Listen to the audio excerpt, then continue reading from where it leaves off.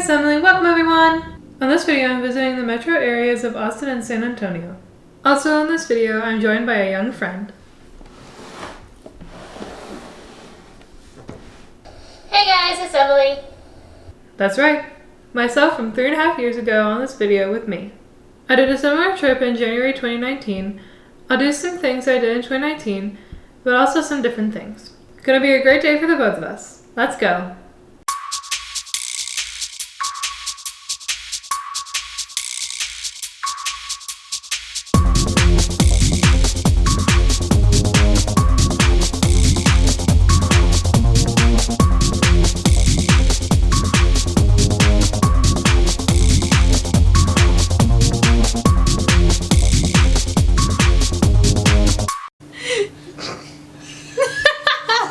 Mama and Dada almost moved here in the mid-90s.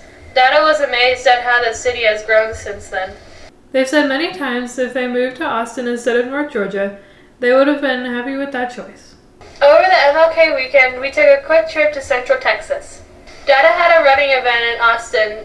Same thing this time around. In 2019, it was the 3M Half Marathon.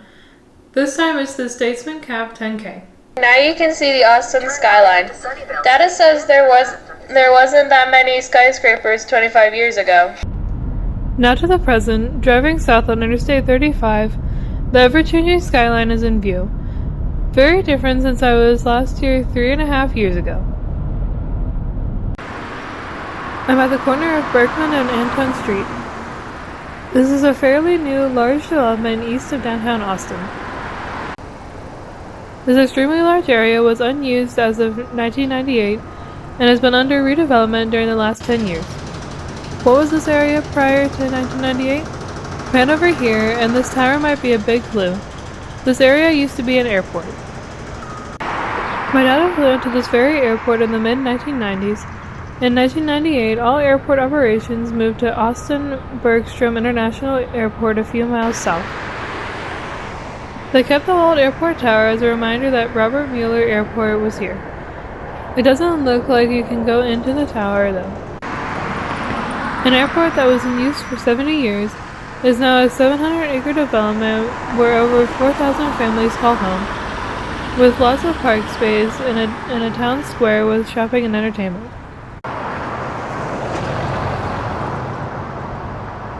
Now at the corner of South 1st and Annie Streets, not too far from downtown, I find this iconic painted mural. This is the famous Greetings from Austin mural, painted in 1998 and restored in 2013. The A features the Congress Avenue Bridge going over the Colorado River. The U is for Barton Springs, a popular swimming area fed from a spring.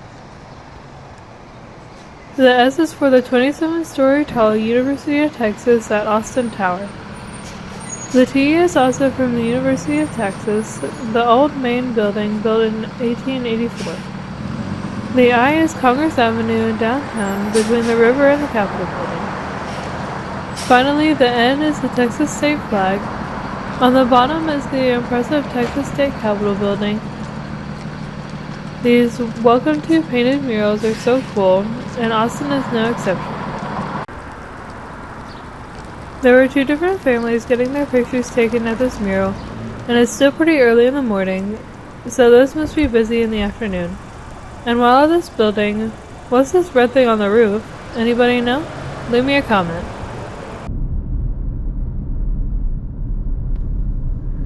Now heading north on Congress Avenue, heading toward downtown. In just 3.5 years, Austin has changed quite a bit, much more activity south of downtown. Check out all the retail, office, and apartments on the right side of the road here. An easy mile or so bike ride to downtown from here.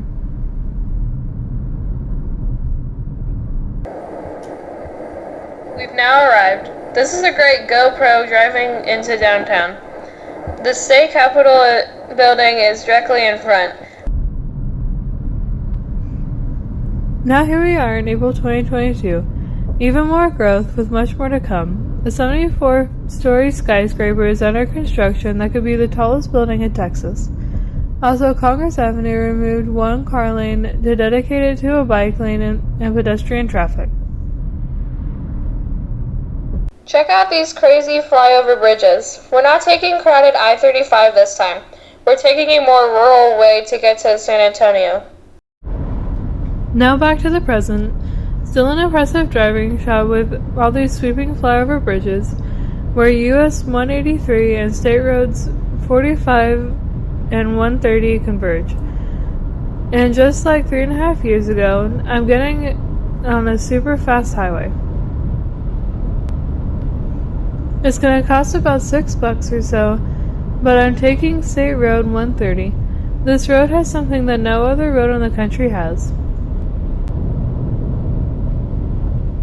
On this road, we can legally go 85 miles per hour.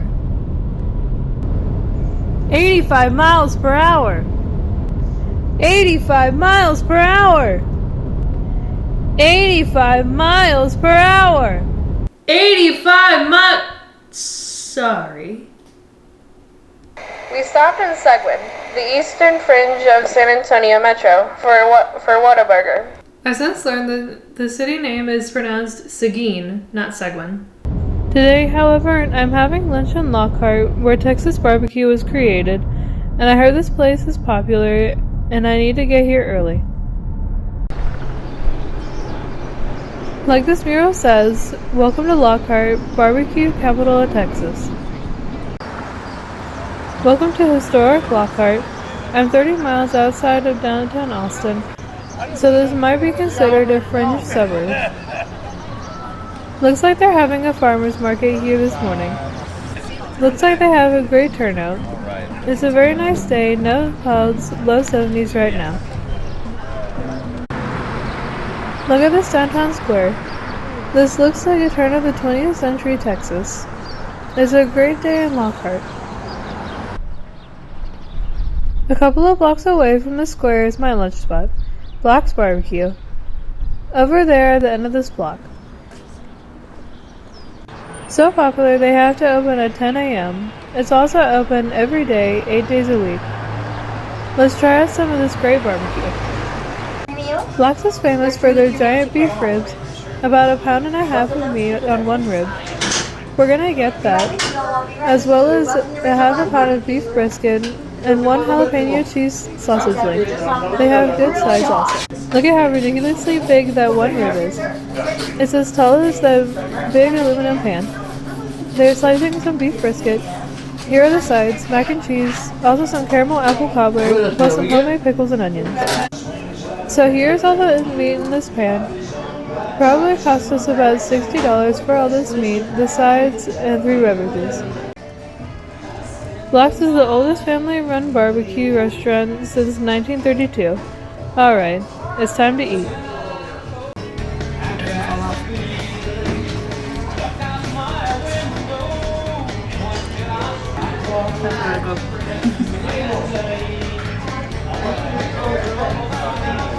I don't think my parents are going to be able to have any of this.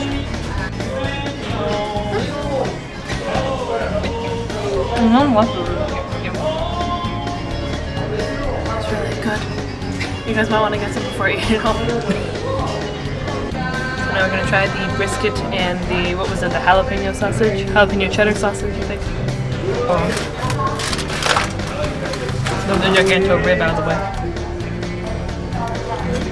Notice I can cut this meat really easy with a fork. I'm going to try it with some sauce because my dad disagrees with me.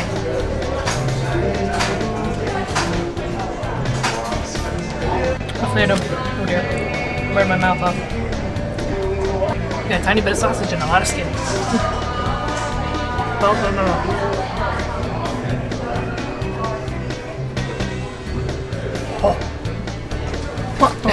Wow, took a sausage, nice right there.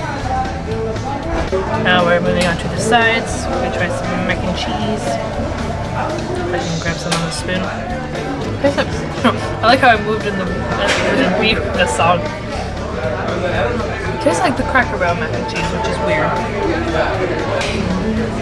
This is really good. I like the mac and cheese.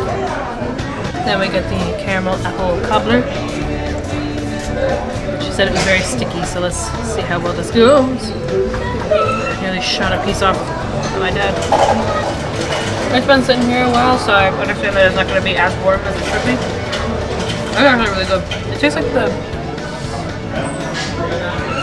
It tastes like if you put the cinnamon apples in an apple pie. And then, I don't know. It's really good. I'm probably going to explode after eating all this. So it's currently 10:59. We got here a little, like around 10:30 maybe. And this place opens at 10. And there's at least 15-20 people that just walked through the door. There's a lot of people here. Now that I've eaten everything, we only have a tiny bit of the rib left. Like I said, the last location here in Lockhart, Texas is really, really good. I'm so full. I think the best was definitely that rib. That was really, really good. I think I need a nap. Locks was definitely worth the hype. If I'm ever back in Lockhart, I will definitely come back. The giant beef rib was amazing. The flavor, the tenderness of the beef, I can't say enough about how good this was. The only thing for me is the brisket needed more flavor, but the texture of the brisket was probably the best I've ever had. My parents disagreed. They thought the brisket had a good smoke flavor and a tasty bark, which also kept the meat very moist. Now back in the downtown square, check out this county courthouse. I'm in Caldwell County, Texas. This distinctive courthouse was built in 1894 and is built with a combination of cream-colored limestone and red sandstone.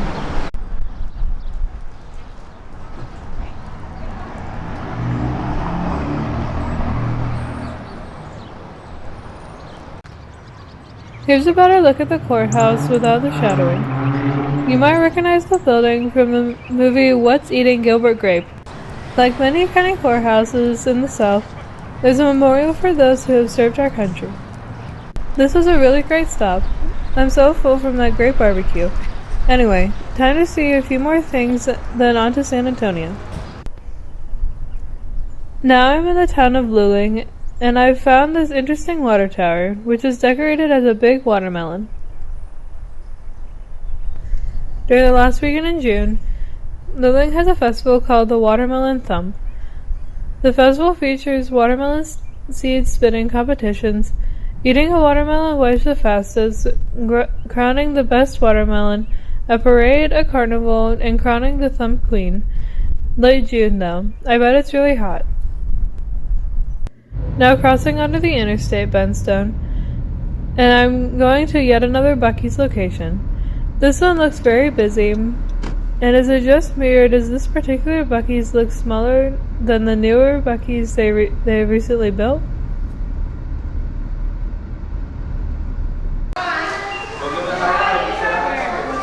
Going inside, and there's Buc-ee the Beaver right there, welcoming travelers to this location.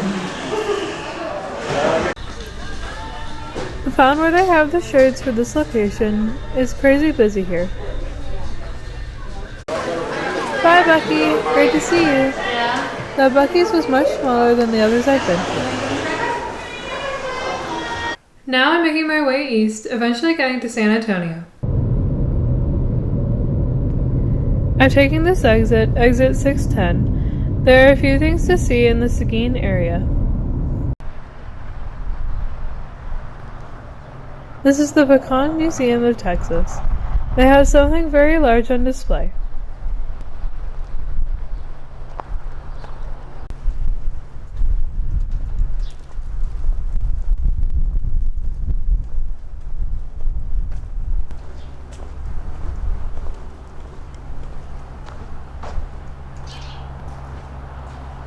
Over here is the world's largest pecan.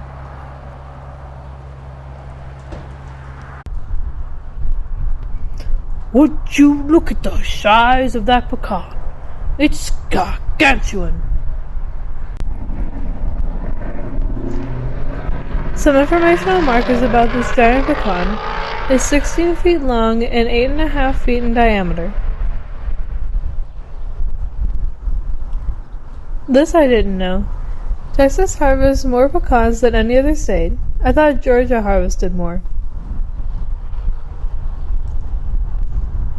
Native Americans lived near streams to be close to pecans since they are nutritious.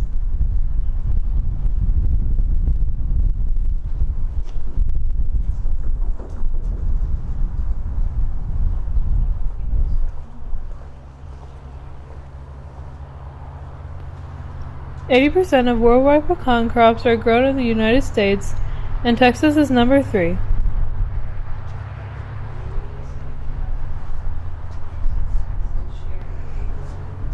It's April, and this is Pecan Month in Texas.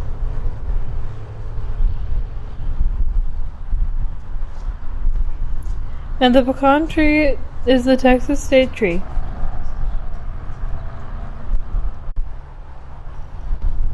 This pecan is huge, but Seguin has some other pecans that say they're the world's largest, so let's go ahead and check those out. Now driving to downtown Seguin. This is another great Texas downtown square. If I were transporting here from the Enterprise, I'd immediately know I'm in Texas. I've been watching way too much Star Trek. This is the Guadalupe County Courthouse.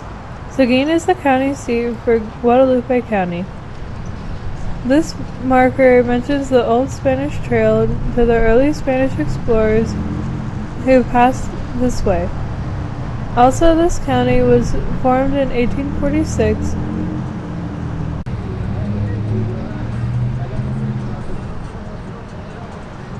Next to the courthouse is this display claiming this is the world's largest pecan. It sure does look much smaller than the pecan I just saw. This marker down here says Cabeza de Vaca traveled the River of Nuts, which was the Guadalupe River. The Vaca was held captive here for 9 years, and he passed the time by observing the pecan. This definitely isn't the largest pecan right here. Seguin is definitely proud of their status as the pecan capital of Texas. While in this city, there is yet another big pecan that says it is the biggest. This sign here, Downtown Seguin, birthplace of true Texas grit. I do love this downtown square. I think Seguin is the San Antonio suburb. Okay, so let's head to the third world's largest pecan. Look at the edifice on the right, Palace Theater. On my way to the next pecan. Stopped at this gas station, Dyer's Food Mart. The $3.49 price pulled me in. All they have is the regular unleaded fuel here apparently, and I'm locking in the fuel. Hey, my car is still nice and clean from the Buc-ee's car wash. My final stop in Seguin is this Nutcracker Museum. I think it's open, but I'm not going in. I'm here to see this other contender for the world's largest pecan. Looking at this one, it does appear it's the second largest pecan. This giant pecan is billed as the world's largest mobile pecan, so it's a really big pecan that could be hitched to a vehicle and transported wherever. So there you go. Next door is the Pape Orchard and Farm Equipment Company, which explains the Pape Pecan Company sign.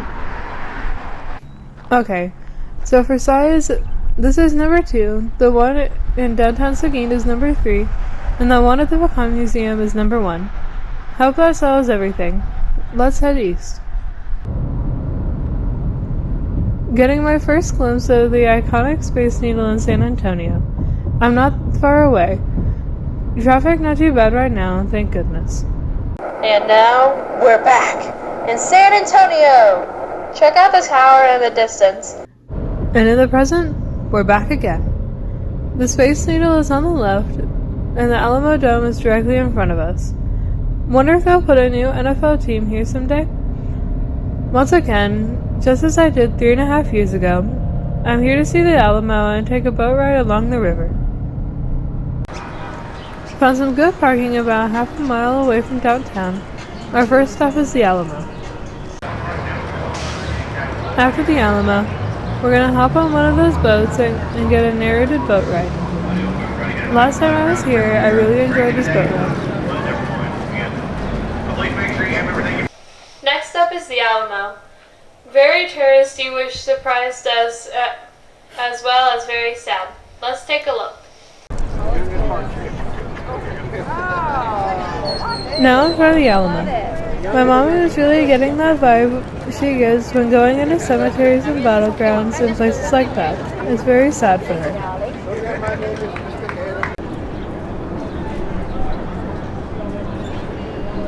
Here's what the Alamo looked like in the year 1900. Many of the structures have been removed when building the stores behind me.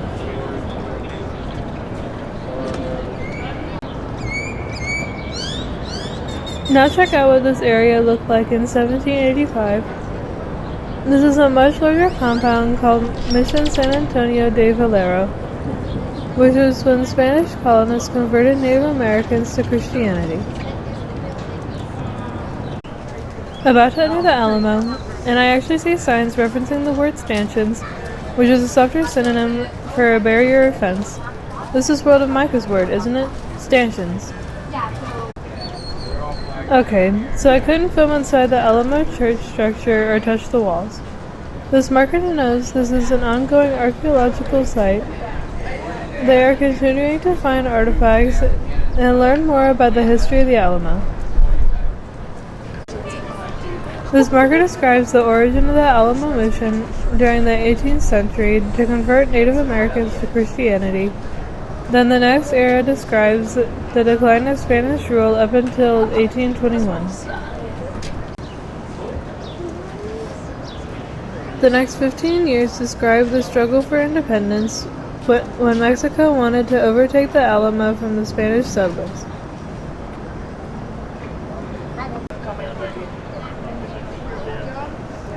In December 1835, the Texan rebels took the Alamo.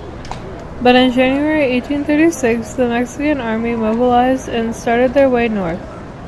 On February 23, 1836, the siege began and lasted 13 days. 1,544 Mexicans and 187 native Texans died here.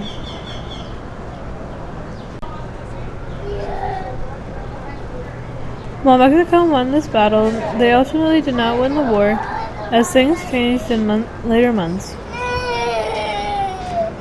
Okay, there we go. Then in 1845, the United States annexed what was then the Republic of Texas, which led to the U.S.-Mexico War. Texas later became a state and acquired the Alamo in the 1880s.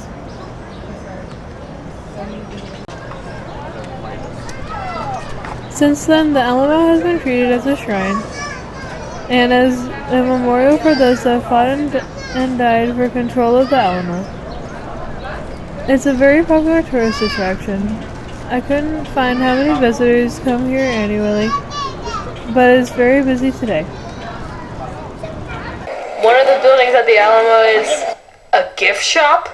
I found that the gift shop structure is actually not part of the Alamo Church.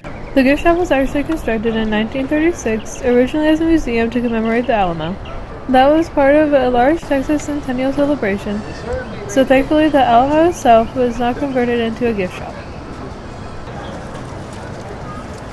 There are many bronze sculptures in this area. One is of Juan Nepomuceno Seguin. He helped establish independence of Texas and later became mayor of San Antonio.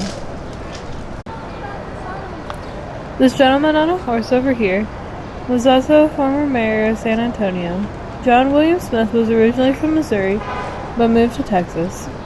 He was known as El Colorado because he was a redhead. This is James Buc-ee. He was born an American who became a Mexican citizen He was a member of the Texas militia who died defending the Alamo when it fell in 1836. This is William Barrett Travis. At age 26, he became a lieutenant colonel in the Texas Army. He also died when the Alamo fell in 1836. He wrote the famous "Victory or Death" letter before the Mexican army began their siege on the Alamo, stating, "I shall never surrender or retreat."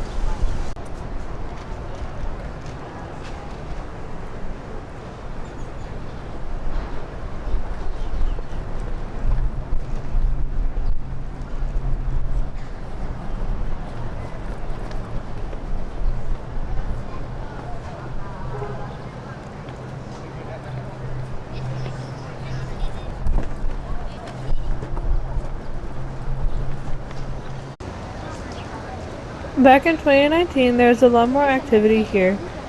Still some displays are here, some reconstructions of encampments that were once here.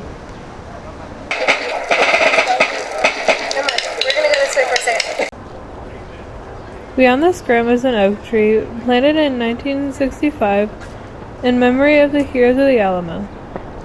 They are building a large museum behind that oak tree.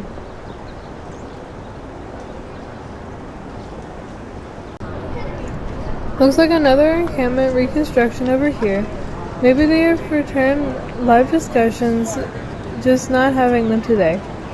They do have some kids doing something nearby.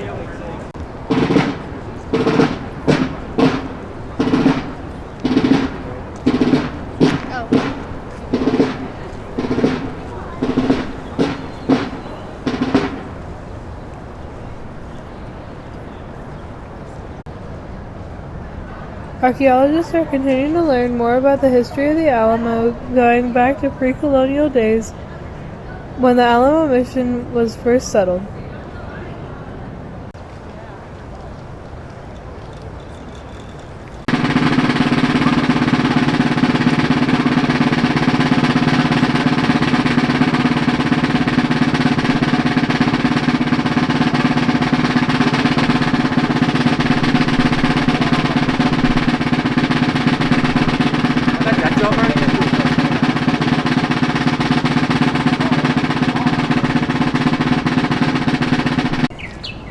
This looks like it was originally an irrigation channel.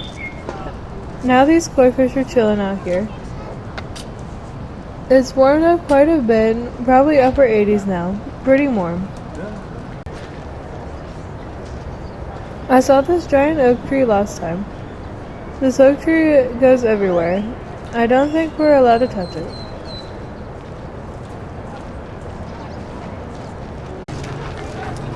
Dedicated to the Alamo Heroes by Walter Wall, 1912. This other marker mentions how Walter Wall was one of the first people to transplant trees. This big tree was already 40 years old when it was transplanted here. Now the tree trunk measures 12 feet in circumference and the branches sprawl 50 feet.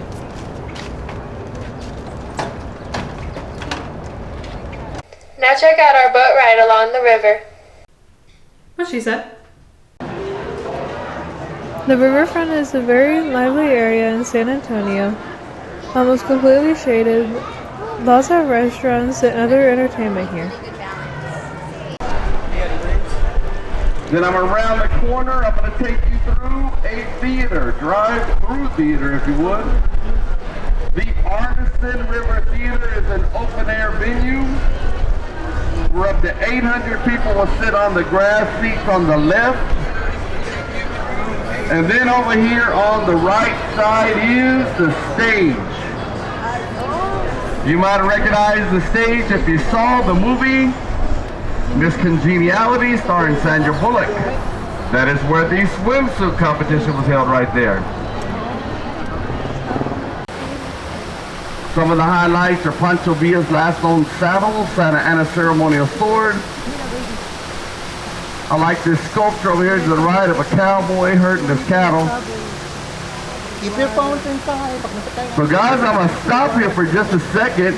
The reason being, I got to make a plan of how I'm going to get underneath through these birds that are going to be right above you. Big birds up there called yellow night crown herring.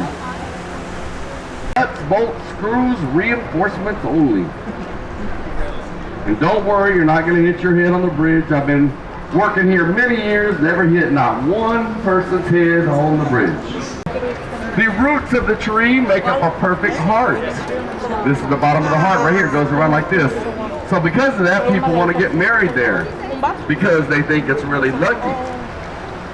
Now, it's not really historic, but that is where the visiting team would often stay when they would play against the 5-time NBA champion San Antonio Spurs. Now, guys, we've been stuck on number 5 for a really long time here, by the way. It's called the Tower Life Building now, but when they built it in 1929 was the Smith and Young. Now, guys, if you look right above the tree line, you're going to see scary little faces in groups of 2 called grotesque.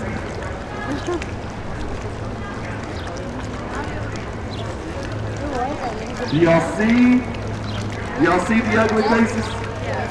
Oh, no, not you guys down there above y'all. Those faces up there on the building.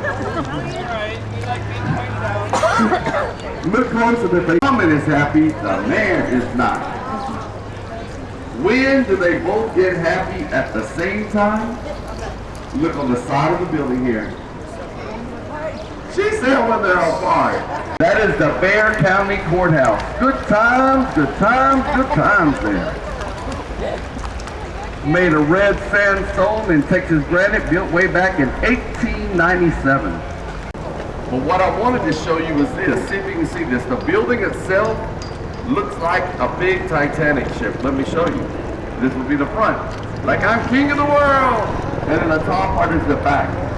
Like it's coming into port. Those are called love locks. What 2 people do that love each other, they bring them a lock. They lock the lock, they kiss the key, they throw it in the river to show love for each other. Now here's the problem though, if it don't work out, somebody's got to come down here, cut the lock off the fence so they will forever be linked together. My advice, forget that kissing at the key part, guys, you bring yourself a combination lock. They didn't think it through. Or man, maybe they did. Maybe they did. Love is pain, is it not?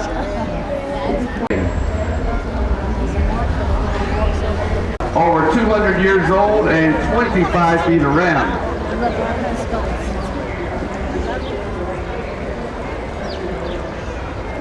Now earlier I showed you a floodgate that will rise up in the case of a flood.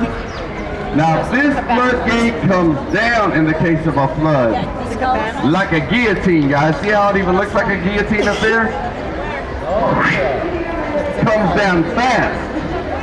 Esquire Tavern. Now the Esquire Tavern opened up in 1933. Go figure this. It opened up 1 minute after Prohibition ended. Now go figure this. When it opened up, some way, somehow, already fully stocked full of alcohol. With the old Speakeasy 6, there's a silent motion picture palette. Look on the 3rd level up there, you will still see the great Aztec, the original Aztec, overlooking its river here. There's a scene where J-Lo was right there at the top. That's not her. But if you were looking at this site in 1853, you'd be looking at little boys studying for school on the balconies of St. Mary's School for Boys. Right over here on the left. Something really quick. Coming up on the left side of the river, there's an optical illusion. Look on the left side of the river to the very top of the building. It's going to look like a little skinny narrow wall. That's funny in the front. You should be able to see it right about now. Look good.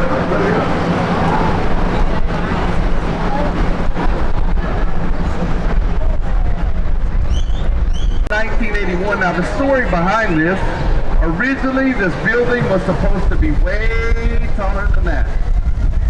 But then came the shadow test. They realized If that building were to be any taller, but guys, it was going to cast a shadow on the Alamo.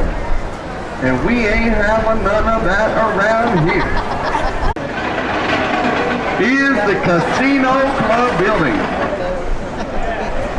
Yes, guys, I said casino, but if you thought you were going to go over there, play some blackjack, some slot machines, oh, no, you're not. You're in Texas where gambling is illegal. Did y'all know that? Nope. Have you guys tried one of these restaurants like this over here on the left, where the wait staff can talk to you as rudely to you as they would like? Believe it or not, it's actually a lot of fun. My waitress from IHOP yesterday needs to get her a job there. She will be so good at that. Shots of tequila in it. I had one right before work. It was great. That's the one I think you share with your friends. You have to share with my